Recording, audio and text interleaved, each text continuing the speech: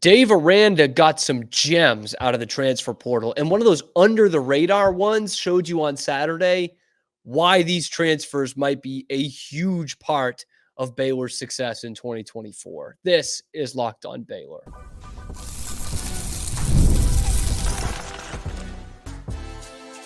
You are Locked On Baylor, your daily podcast on the Baylor Bears, part of the Locked On Podcast Network, your team every day. Hello, Bears fans. Welcome to another episode of Locked On Baylor, brought to you by Ultimate GM. Thank you for making it your first listen today and every day. It's part of the Locked On Podcast Network, where it is your team every day. I am your host, Cam Stewart of ESPN Central Texas and The Cam Show on Rogue Media Sports Network, still basking in the glow of Baylor's Week 1 victory, a convincing victory at that, over Tarleton State. But we're going to look at some of the transfer portal guys who made that win happen and will be huge parts of this team going forward. Also, in a 45-3 win, what can you nitpick? I found some things that Baylor really needs to work on, or else it's going to be even more of an uphill battle than it already is in the Big 12. They don't correct some of these things from Week 1, plus some big news out of Salt Lake City that is going to have I think a pretty giant effect on Baylor's game against the Utah Utes this Saturday. All that and more coming up on Locked On Baylor. Starting with the transfers. The transfer portal is much maligned by college football fans around the country. You either love it or you hate it. And a lot of people are kind of sick of seeing some guys abuse the transfer portal. JT Daniels comes to mind. 4 schools. Like, come on, man. Sign a contract or get a job. No need to be going to 4 schools. Who's the guy who beat Baylor last year from Texas State? TJ Finley. He's on to school number 4. But sometimes it works out in your favor, because when it's a guy coming to you for their 4th school, you're not all that bothered about it. And Baylor used the transfer portal, I thought, very well going into the season, but that remains to be seen, right? We need to see these guys actually do it on the field. And in Week 1, it was a good week for the transfers. Dequan Finn comes in, has a nice game, 3 total touchdowns. One of the touchdowns goes to Ashtyn Hawkins, a Texas State transfer. Another one goes to Michael Trigg, a tight end transfer who started at USC and then went to Ole Miss and is now with the Baylor Bears. And he's one of those that kind of flew under the radar. He didn't get the notoriety that a guy like Finn did or a guy like Ashtyn Hawkins did. And yet he was out there a lot on the field on Saturday, making plays, and his new head coach had a lot of praise for him in his weekly press conference. I think when I think of Mike, I think of, I think of a guy that's just embracing the moment, embracing Baylor, embracing, an opportunity.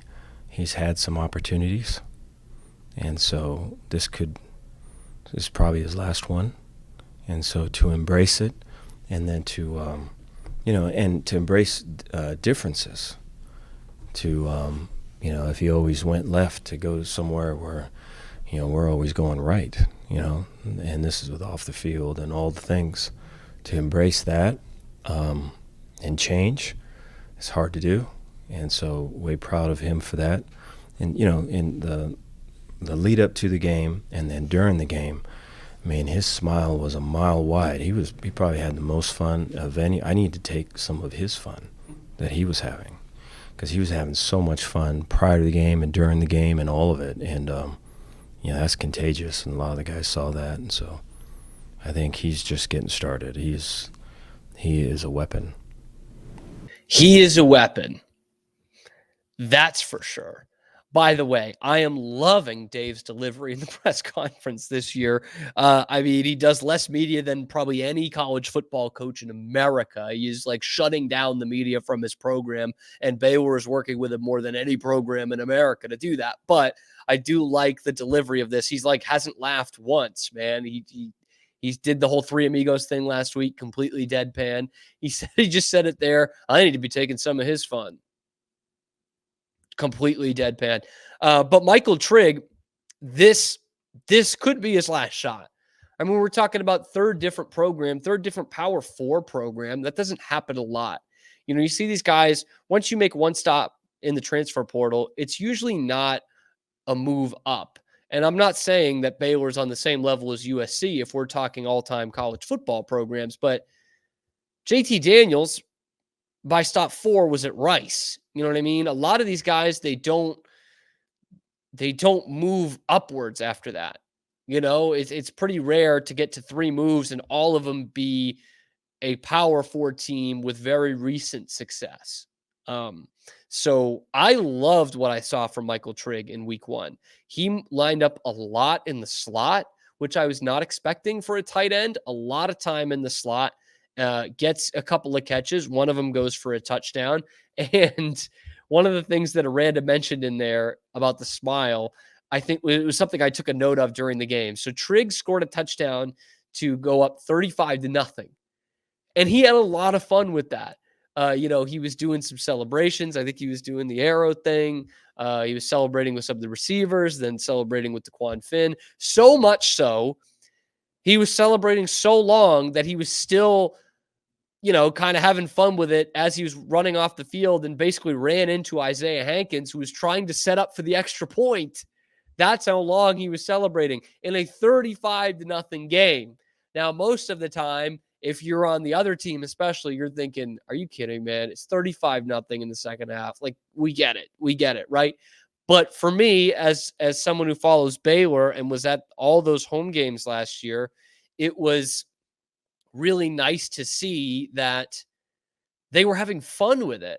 Like, one of our main critiques last year was that they were not having fun with it. They, on the odd chance they did make a big play, no one was celebrating. There was no life on the bench. And it was like a weird thing. Like, why aren't these guys happy for it? You put a lot of work into this. When you make a big play, you should have fun with it. Celebrate, man.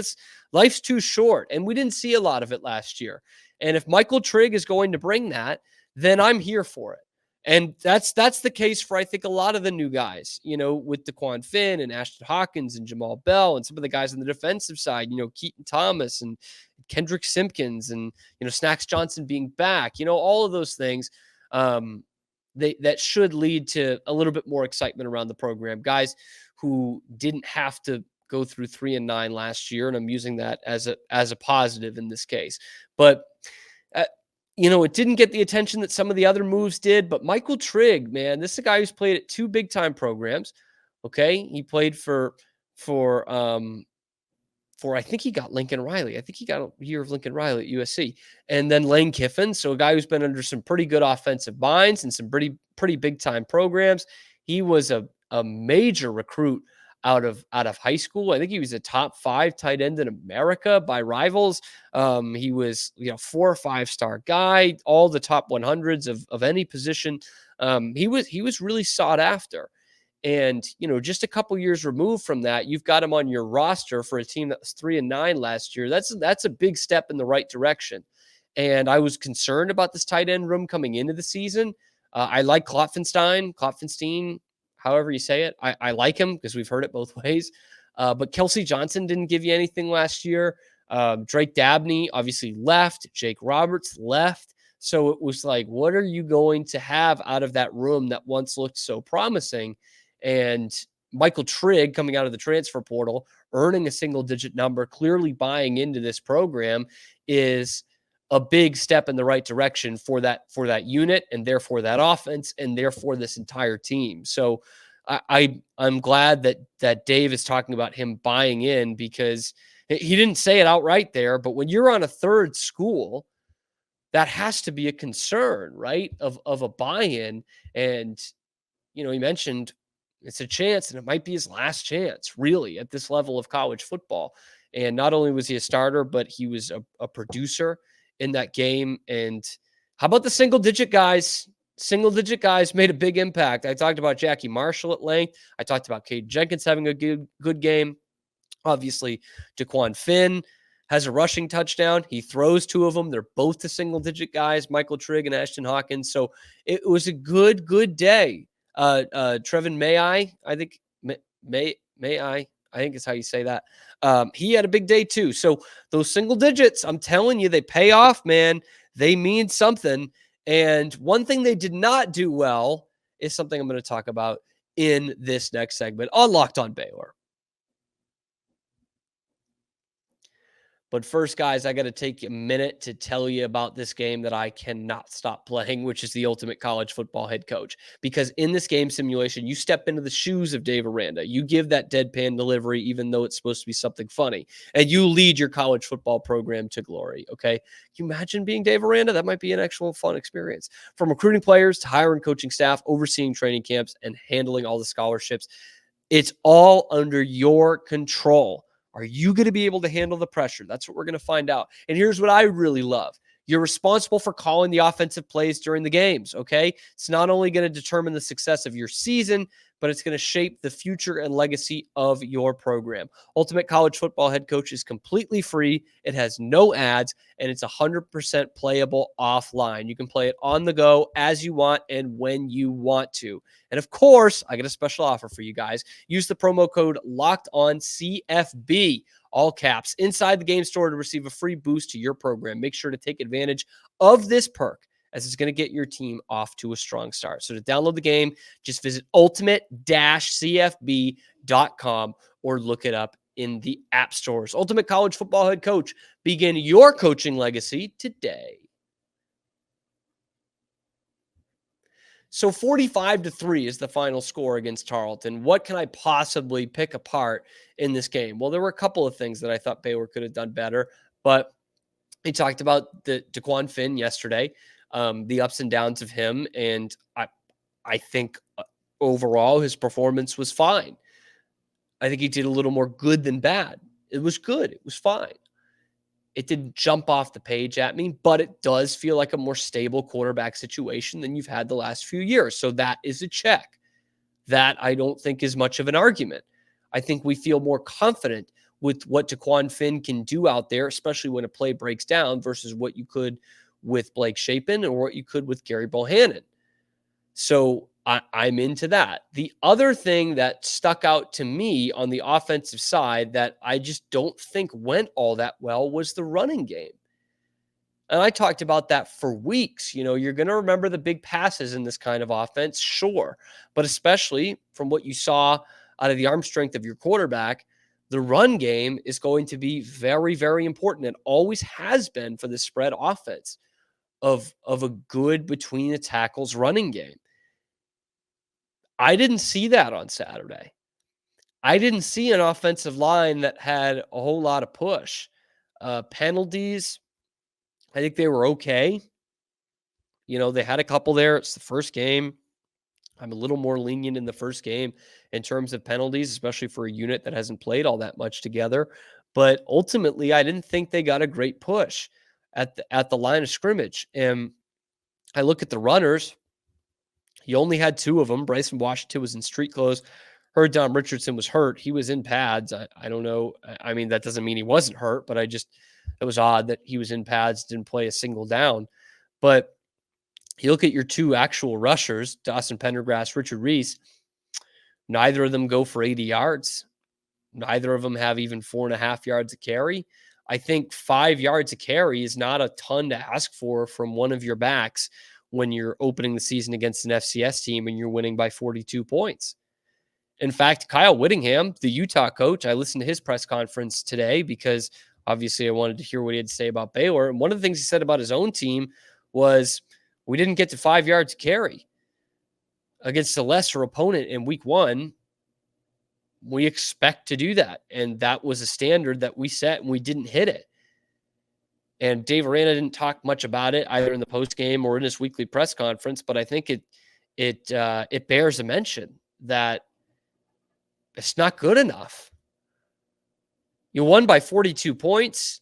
That's true, but you got to have a standard if this thing's going to move forward. And neither of your guys running for 5 yards a carry against a team like that, that's not a great look. Is it detrimental? Like, I guess not. They won by 42. Is it something that's going to kill them? I don't know. I don't think that's good enough in the Big 12. And it worries me about how much more you can do offensively when you aren't establishing the run. We saw that last year. They only rushed for 164 yards, which is, again, I said this in the postgame, 164 yards is 50 yards better than their average in their games last year. So that's a nice step up, but 164 against an FCS team in week 1. That didn't jump off the page at me. That's what Kayvon Britton ran for himself for Tarleton in week 0. It's less than the average that Jake Spavital got Cal to last year, and I thought you had a better stable of backs than Cal did. Again, I mean, your longest rush during the game was from your quarterback. Longest rush by 15 yards. So maybe it's because you didn't have all 4, but I'm sorry. You're going up against Tarleton. You've got them down early. That was an environment conducive to running the ball and running it very effectively. And I don't think Baylor did that at all. No one even sniffed 100 yards on the ground. Oof, Maron. Only 164 for the game. Again, that's going to put you at the midway point in the Big 12 if you were doing that against Big 12 teams. I think Baylor needs to be in the top half of this conference in rushing if they are going to be putting up the points they need to win football games in the Big 12. I really do. And it's going to take more than that.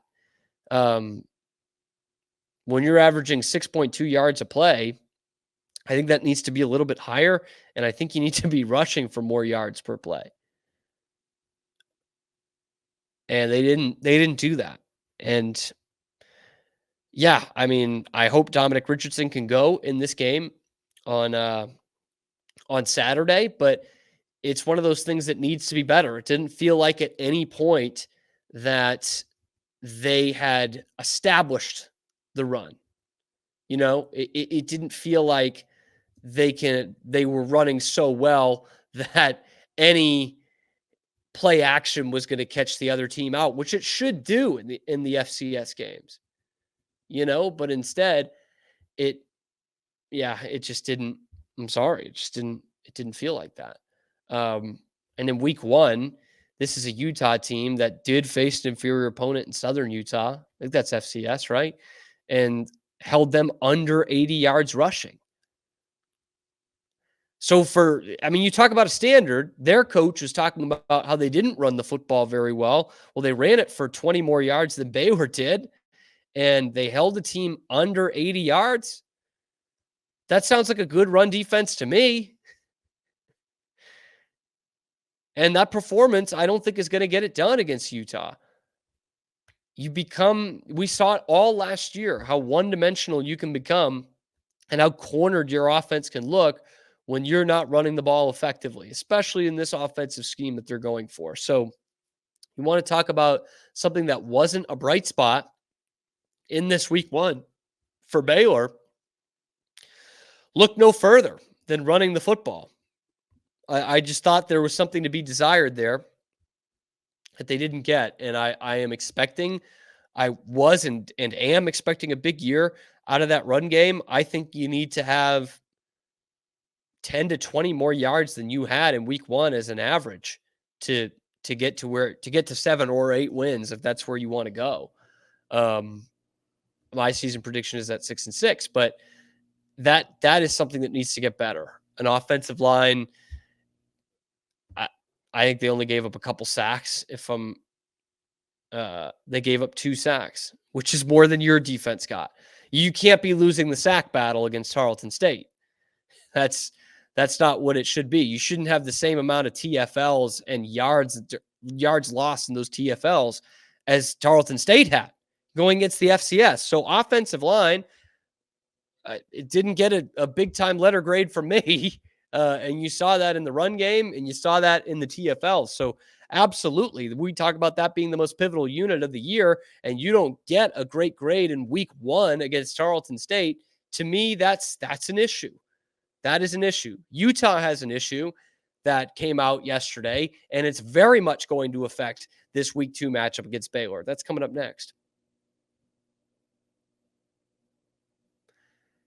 And you guys, you have all kinds of football to watch this weekend, right? So you need to grab a 5-hour energy shot to stay alert and watch all your favorite games, okay? From Friday to Sunday with a big Saturday of Baylor football in between. So you're staying up late on Friday. You're going to have to stay up late for those big time overtime games on Saturday. 5-hour energy shot is what you need to take in the morning to get you through all of that, okay? It's a brand that hardworking people like you have trusted for over 20 years to give them the alert, energized feeling they need to get through a busy, hectic day of college football. You always know where to find the 5-hour energy shots, okay? It's right at the cash register at pretty much any convenience or grocery store you've ever been to. So stock up on money-saving multi-packs to make sure you never run out of delicious, energizing 5-hour energy shots. So go to 5hourenergy.com. That's the number 5hourenergy.com and get some 5-hour energy product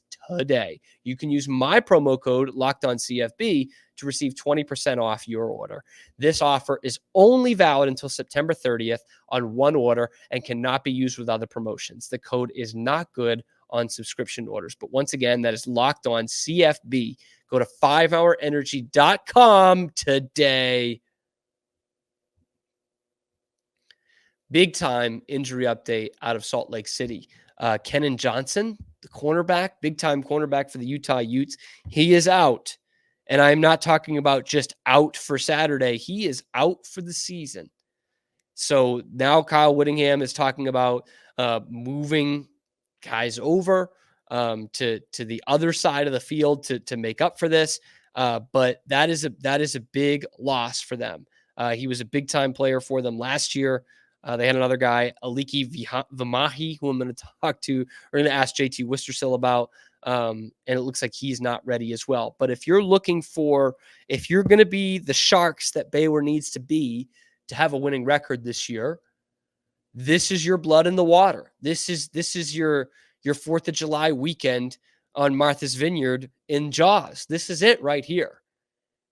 You know, there's a lot of things that are stacked up against you on the other side of the ball, especially, including an offensive coordinator in Andy Ludwig, who knows Dave Aranda very well because he was the OC at Wisconsin when Dave Aranda was the DC.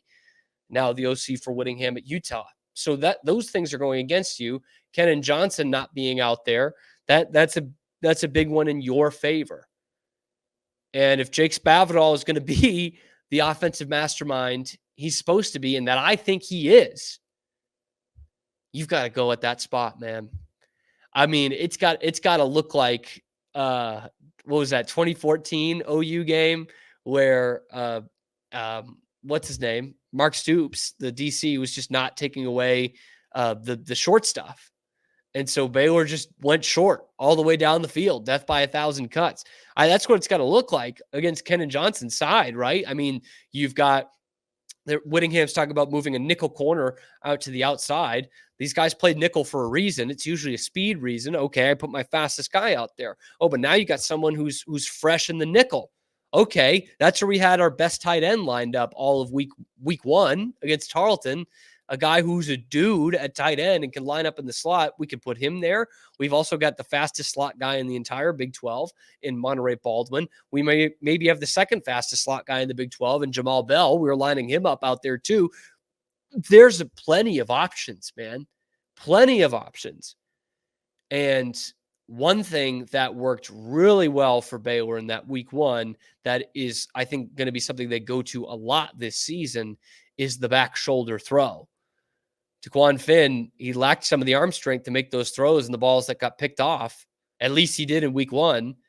But some of those back shoulders were a thing of beauty, especially that touchdown pass to Ashtyn Hawkins. What a move Hawkins put on after that. But it was a really good, well-timed back shoulder pattern. You want to baptize a nickel corner to the outside. Here's what it's like guarding the X or the Y kid. Throw some back shoulders in there. That's what I'm going to be looking for. We're going to be talking a lot about Utah over the next couple of days. JT Wistersill, that will probably be Thursday's episode from Locked On Utes. We're going to dissect all things Utah and their game one victory, which included a touchdown by a Baylor Bear. Yes, Caleb Lohner caught a touchdown. And here I was telling people, He's not going to play. You heard JT, man. They got a couple NFL tight ends in that room. He's not going to sniff the field. He better just start getting ready for rebounds. And nope, he catches a touchdown in week 1. Showed us. Oh, man, which, of course, raises my anxiety 1,000% that he's going to score a touchdown against Baylor, and likely, knowing our luck, that's going to be the difference in the game. That's just the way I think about things. It's a beautiful way to go through life. Let me tell you. We're going to be talking with JT about that. We also have another guest lined up, surprise guest lined up this week. If all goes well, we're still working on the scheduling for that to talk about this team and what to expect going forward. It's a whole lot of football this week, even though I have a good basketball story ready. And Tonde Yesufu, by the way, real quick before we get you out of here, Tonde Yesufu, I was talking about him last week. Number 11 prospect in the entire country in the class of 2025, visited Baylor over the weekend. He had another visit planned to Rocky Top, Tennessee. Not anymore. He said, no, I don't care. I've done Dollywood. I don't need it anymore. I really like this trip at Baylor. And I heard about the Jonas Adu thing. So I'm good. I'm good with you guys. Big time. Big time. He saw the Foster Pavilion. He was like, that Tennessee one's ugly. I'm not going there.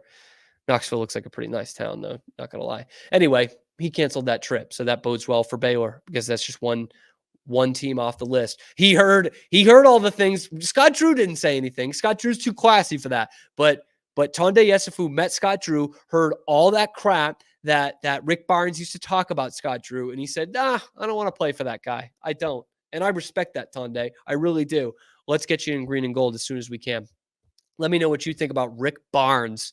Drop that down in the comments below. What you think about Michael Trigg and what you saw from this offense, whether they can run the ball like that in the Big 12. What were some of the things that concerned you from a blowout victory in week 1? Drop that down in the comment section below, or just say, hey, here's my favorite movie from the 1970s. Please actually do that. If you've gotten this far, drop your favorite movie from the 70s. I want to know what that is. I'll know the real ones by who puts their favorite 70s movies in here. I have talked way too long. Be sure to like and subscribe. Ring that notification bell to get notified whenever we're dropping videos here on YouTube. You can also see them every day wherever you get your podcasts. Thank you so much for making it your first listen today and every day. We'll be back with your favorite program that isn't Baylor football tomorrow, which is Locked On Baylor.